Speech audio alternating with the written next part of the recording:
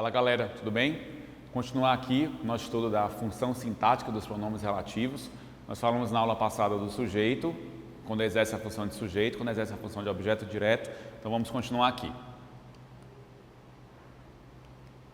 O livro de que preciso é este. E aí como é que vai funcionar? Você tem assim, o que, detectou o que, vai caminhar para a esquerda e para no primeiro substantivo que você encontrar. Lembra que é o primeiro substantivo que você encontrar, tá? Então você vai aqui, qual é o primeiro substantivo que você encontra? De não é preposição, né? Você vai parar aqui no livro.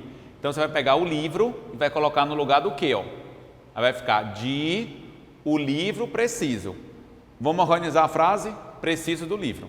Então quando você tem assim, eu, né, sujeito oculto, preciso do livro, o do livro vai ser o quê? Objeto indireto, porque quem precisa de algo. Então, ó, nessa oração, o livro seria um objeto indireto, no caso tem a preposição também, tá? Assim a função do pronome que é de objeto indireto, porque aqui ele está substituindo o livro, tá? Por isso que aqui eu botei só o livro, mas o objeto indireto aqui seria o do livro, porque entra a preposição também, tá certo? Lembra de colocar aqui também, por favor. Voltarei a ser uma boa aluna. Voltarei a ser a boa aluna que era. Bom, então aqui o que está substituindo a expressão boa aluna, né? Você pode levar só a palavra aluna? Pode, até porque quando eu tenho boa aluna, quem é o núcleo? É a aluna. Você vai ver que eu posso levar às vezes o adjetivo, um pronome, junto com o substantivo. Pode pegar só o substantivo também? Pode. Por exemplo, aqui eu poderia dizer eu era aluna, sem nenhum problema. Não vai afetar a análise da função sintática do pronome relativo, tá? Tem questão que leva só o substantivo, tem questão que leva o substantivo com o pronome, com o substantivo e o adjetivo. Nós vamos fazer uma questão mais na frente, que o vestibular, quando foi aplicar a resposta, ele colocou junto com o substantivo, junto com o pronome. Então, pode acontecer também. Então, no exemplo acima, eu era boa aluna seria o predicativo do sujeito, né? Mas vamos lembrar que o núcleo de boa aluna é aluna. Então, qual seria o núcleo do predicativo do sujeito? Aluna, que é justamente, se eu pudesse dizer assim, escolha a palavra que o que vai substituir, seria aluna, tá? Então, portanto, o pronome que exerce a função de predicativo do sujeito, tá certo? Então, aqui no caso, você tem aqui o sujeito, aqui você tem um verbo de ligação e bem aqui você tem um predicativo do sujeito, ok? Vamos lá. A mulher a que fiz referência viajou para a Europa. Então você detecta o que e troca pelo primeiro substantivo que você encontra à esquerda, que seja núcleo, tá? Lembra disso aí, que seja núcleo, que esteja relacionado com a questão do verbo também. A mulher a que fiz referência. Então o que aqui vai substituir quem? A mulher. Então a mulher, vou botar aqui, ó, vai ficar a, mas a mulher vai dar o quê? A mulher craseado. Tá certo? Ó, eu estou pegando esse que e vou trocar por a mulher. Aí eu vou pegar a mulher aqui e vou jogar aqui no lugar do que? Vai ficar a mulher, fiz referência. Organizando a frase, fiz referência à mulher. Então, nessa frase, fiz referência à mulher, você tem aqui um sujeito oculto, o verbo fazer, que pede um complemento, referência, objeto direto, e a mulher é o complemento nominal, porque quem faz referência a algo, né? Ou a alguém. Então, a mulher aqui completa a palavra referência. Então, ela é um complemento nominal. E aí nós vamos chegar na nossa conclusão. No exemplo acima, a mulher seria complemento nominal. Portanto, o pronome que funciona como complemento nominal, pronome que funciona como complemento nominal. Ok? Beleza? Tranquilo? Vamos para a próxima. A loja em que comprei o vestido estava em liquidação. Detectou o quê? Se eu for para a esquerda e para o primeiro substantivo que eu encontrar, eu vou encontrar que palavra? Loja, né? A loja, o sintagma. Então, eu pego a loja, jogo no lugar do que? Ó? Em a loja, comprei o vestido. Vamos organizar a frase, comprei o vestido na loja. Lembre que eu vou detectar o que, vou para a esquerda, paro no primeiro substantivo que eu encontrar, volto com o substantivo e boto no lugar do que? Então, em a loja, comprei o vestido. Organizando isso aqui, comprei o vestido na loja. Tá certo? Beleza? Então, nesse caso aqui, você tem um sujeito, você tem um verbo, você tem aqui um complemento, um objeto direto, e aqui você tem um adjunto adverbial de lugar. Vamos lá? No exemplo acima, na loja, seria adjunto adverbial de lugar, Portanto, o pronome que funciona como adjunto adverbial de lugar. Ok? Vamos lá.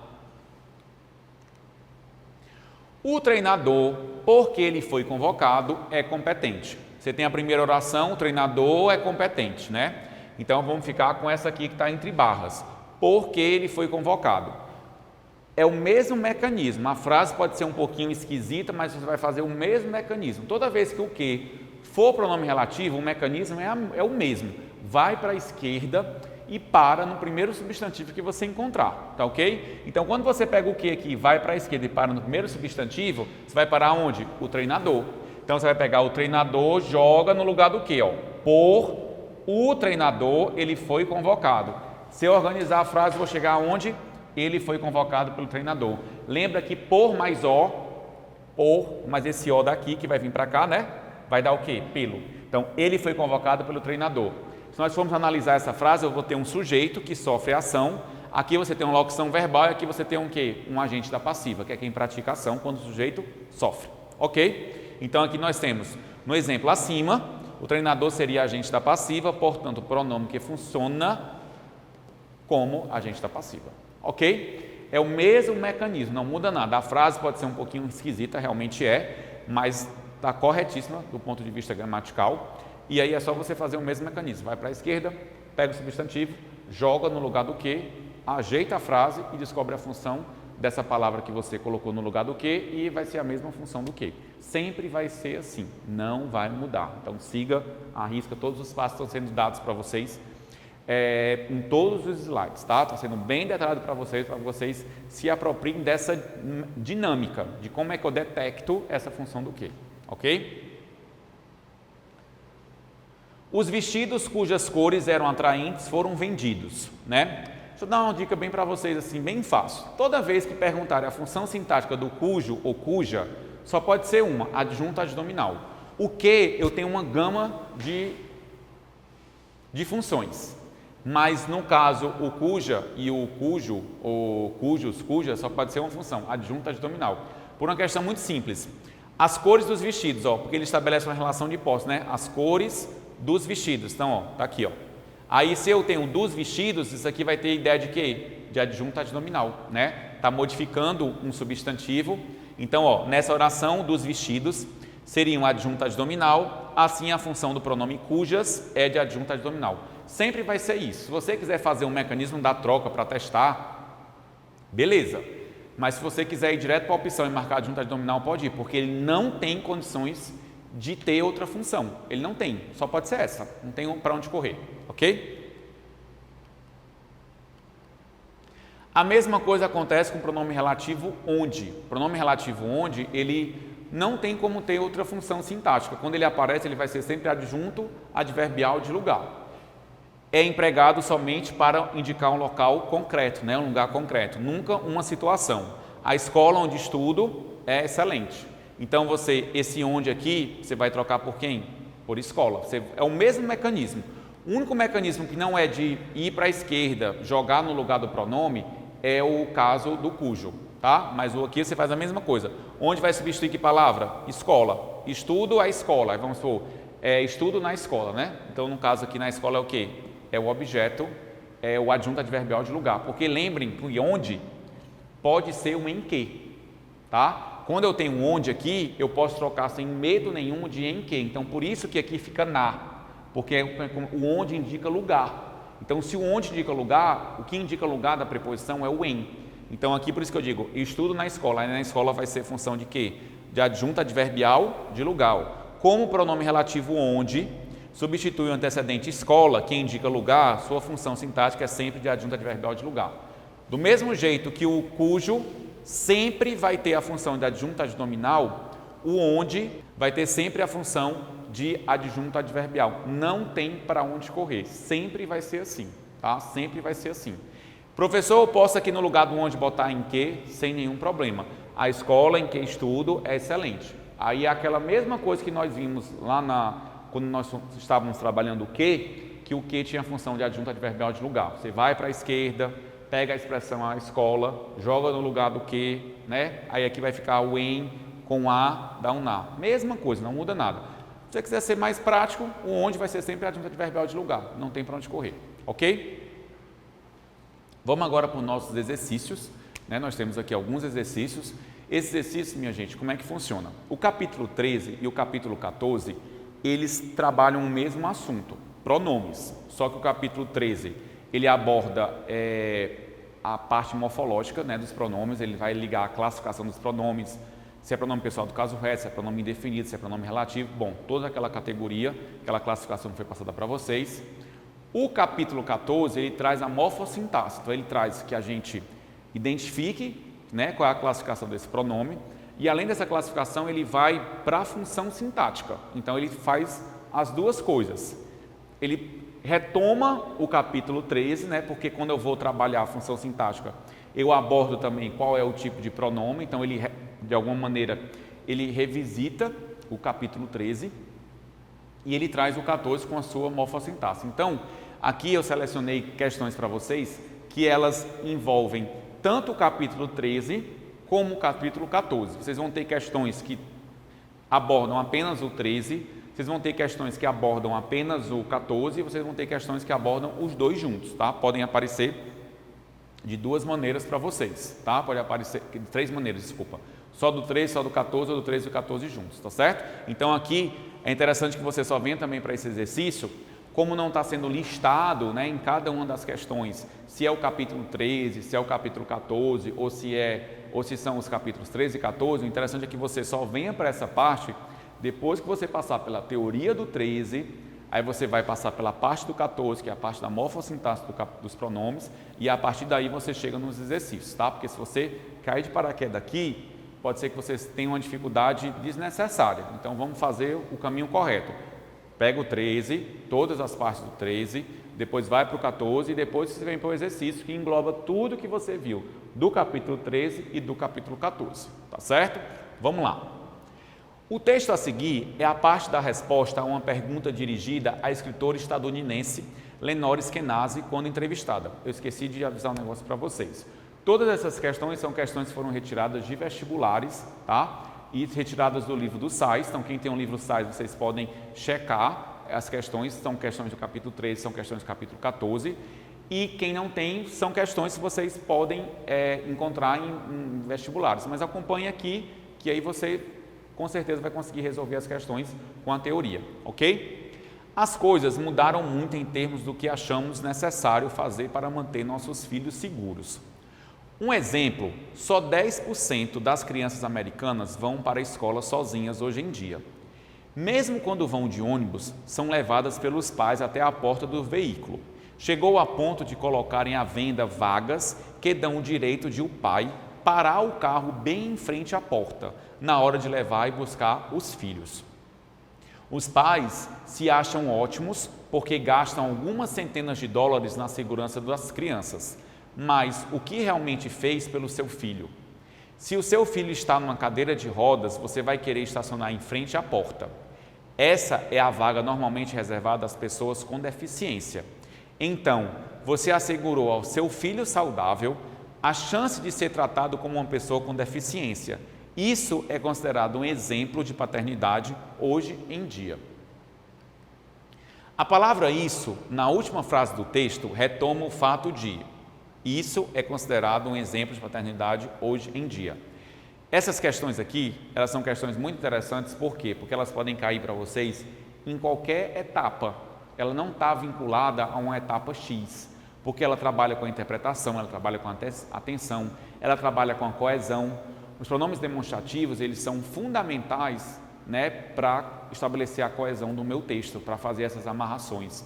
Ou referências, né, anafóricas para coisas que já foram mencionadas, ou referências catafóricas para coisas que ainda vão ser mencionadas. Então, o pronome demonstrativo, ele é craque nisso, né? Então, essa questão, ela pode cair para vocês, aqui ela está como um pronome, né? Essa questão é uma questão do Enem, ela está como um pronome, mas ela, no conteúdo de pronome, mas ela poderia também cair num capítulo de coesão, ela poderia estar também num capítulo de interpretação, tá certo? Então, os pronomes, eles são fundamentais para que nós possamos fazer nossa prova de redação. Então, tudo que foi falado para vocês, tudo, Desde o capítulo 13, do capítulo 14, isso vale também para todos os outros capítulos, o 12, todos, tá? Estou falando do 13 e do 14 por conta dos exercícios. Do 13 e do 14, você pode levar todas essas técnicas para a sua prova de redação. Eu sempre procuro fazer isso, para que você possa linkar sempre as aulas de gramática com o conteúdo de redação. Porque não tem como eu fazer uma prova de redação, ainda mais ensino médio, que preza muito pelo texto dissertativo e argumentativo, eu não usar pronome. É impossível.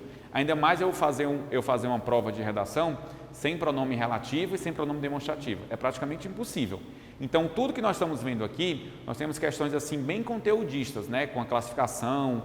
Isso é uma fase, é um ponto. Mas nós também temos a aplicação dentro do texto, né? E muitas coisas que a gente tem dúvida no dia a dia, que nós temos dúvida no dia a dia, a gente pode tirar essas dúvidas para que quando a gente chegar na redação, a gente usar da maneira correta, tá? Então aqui ele usou o pronome isso, pronome pessoal, um pronome demonstrativo, para fazer essa interpretação, para fazer essa conexão com algo que já foi mencionado e a partir daí ela chegar no que ele quer realmente retomar. O que ele quer retomar? As crianças americanas hoje não irem sozinhas à escola?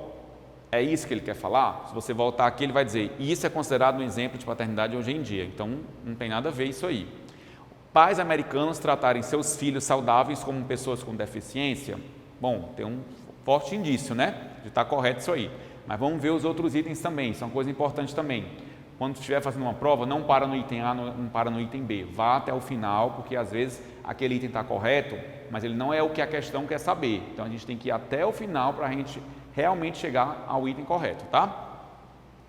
Apenas 10% das crianças americanas irem sozinhas para a escola, venderem vagas para os pais, pararem o carro em frente à porta da escola, os pais levarem e buscarem seus filhos à porta do ônibus que os leva à escola. Se nós observarmos aqui, a letra B é a que está mais coerente, né? Os pais americanos tratarem seus filhos saudáveis como pessoas com deficiência. Vamos ver aqui? Pais americanos tratarem seus filhos saudáveis como pessoas com deficiência. Ok? Beleza? Vamos aqui agora para a questão 2. Observe, o diretor perguntou, onde estão os estagiários? Mandaram-nos sair, estão no andar de cima. O pronome destacado pertence. Aí é uma coisa que a gente tem que ter muito cuidado. Por quê?